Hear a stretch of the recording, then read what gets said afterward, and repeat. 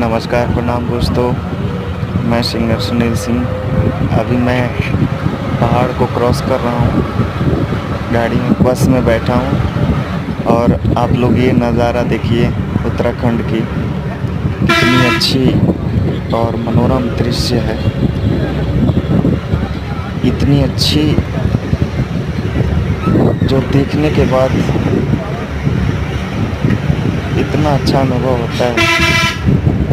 शायद ज़िंदगी में और कुछ देखने के बाद अच्छा अनुभव ना हो, लेकिन ये नज़ारा देखने के बाद बहुत ही अच्छा अनुभव होता है।